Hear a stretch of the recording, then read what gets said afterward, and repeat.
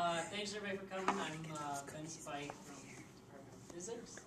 I'm going to be sharing with you some work I've been doing. I'm quite excited about on eliciting TALA beliefs about teaching and learning, their role in the classroom through having them comment on videotapes of other instructors in similar environments. So what I'm going to do today, my goal for today sort of is to get feedback. I'm kind of envisioning this as a discussion, especially toward later in the period, because I'm still thinking about how to make sense of this data, how to analyze it.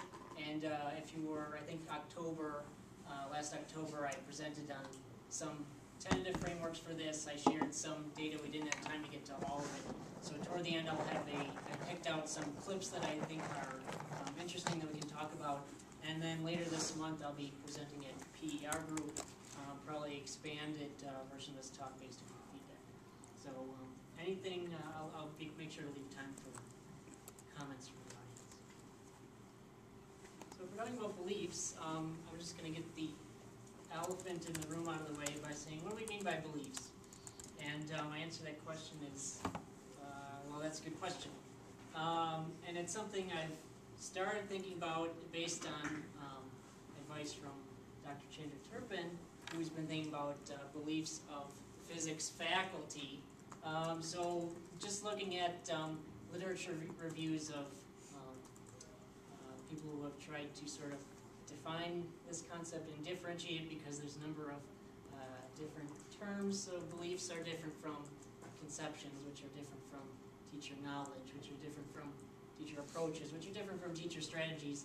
But these are all related concepts, and it may depend on who you're talking to what these definitions encompass. So what we're looking for is a definition that is relevant to the study, that works for us. So here's a few of the people I've been drawing from. In particular, Bob Spear and Trigwell-Prosser have been looking. Spear in particular is looking at mathematics teaching assistants characterizing beliefs, them with video commentary, but actually videos of themselves. And Trigwell and Prosser are looking at faculty beliefs, characterizing faculty beliefs. So for now, we'll just go with a sort of operational definition using these sort of characteristics. First of all, beliefs encompass personal knowledge and implicit theories. They may be tacitly or unconsciously held.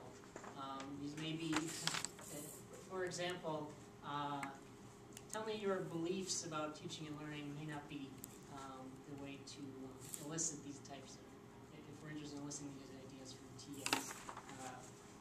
We may have other less direct ways of going about it. And what I think is most importantly, and why we're interested in these instructors' beliefs, is that instructors' beliefs mediate their experiences in the classroom, and they serve to inform how they respond to what goes on in the classroom. So we're interested in what they do in the classroom, and we're actually observing what these teaching assistants this semester are doing in the classroom.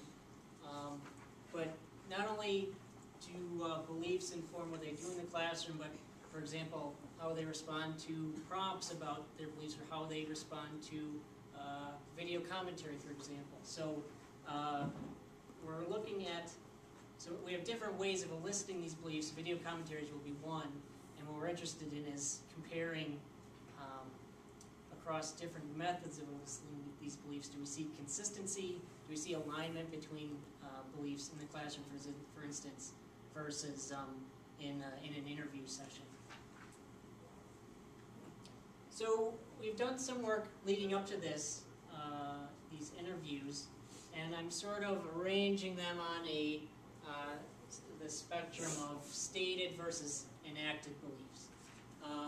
What I mean by this is beliefs that are more stated, maybe in response to a question that's related to beliefs about teaching and learning.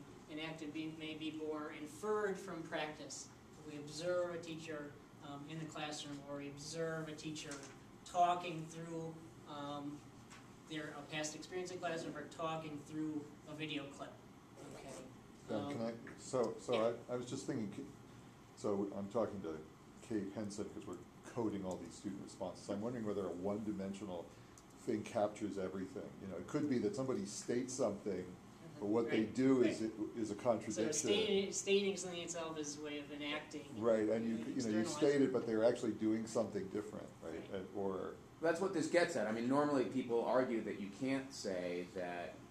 I mean, the folklore is that beliefs, stated beliefs are unrelated to enacted beliefs in the classroom, and that's because of things like, at least Henderson and Dancy claim, that's because of institutional constraints. right, but I have a much less deep question, which is, shouldn't you put the axes orthogonal to them and see where they, if you were to Let them continue and you'll see. Okay. Okay. Yeah, well, we can talk about once they're up there. Maybe we can talk more about that. But where we sort of started with this is just sort of surveys pre-post with TAs and LAs, and these are sort of general prompts.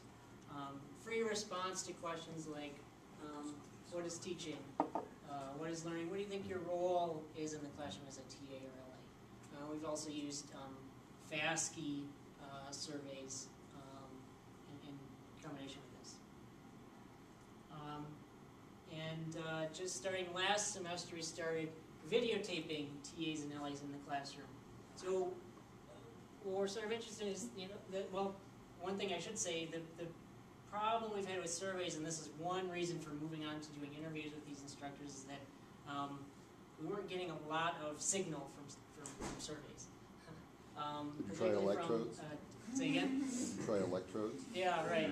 That's a signal for you.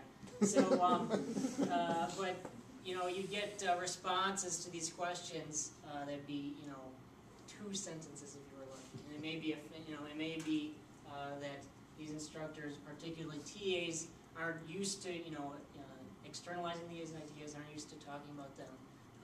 Doesn't mean that they don't have ideas about what it means to be a TA or what their role is in the classroom, but if they're given a survey at the end of their weekly preparation session and they want to get out of there, they're probably not going to take the time to sit and lay out these ideas. So we'd like a way to allow them to open up so we can dig deeper, and that was sort of where we moved on to doing interviews in combination with surveys. So we can use surveys to prompt in interviews and look for consistency between those ideas. And so what we've introduced with the interviews is this video prompt, and I'll say more about how we implement this.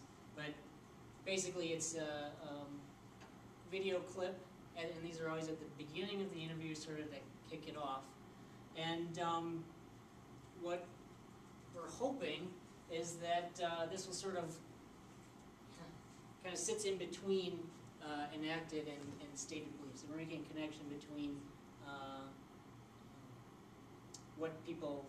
how people talk about teaching, how people respond to what they see, if they they see a clip as demonstrating maybe good or effective teaching or not, and can they connect that to their own teaching?